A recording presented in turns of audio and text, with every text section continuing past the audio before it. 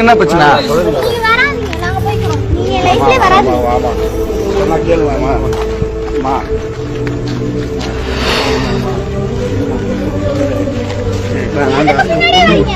பொண்ணை விட்டு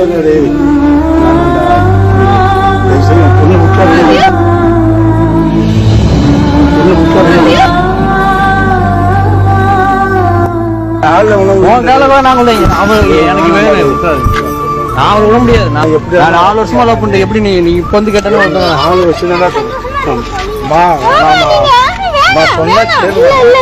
நான் இது பண்ணி நான் வளர்த்த புள்ளிய வந்து நான் வந்து பலிகடை ஆக்கணுமாடா? என்னது அவர் நல்லா இருக்க போறாரு. நான் பொண்ணுடா அது.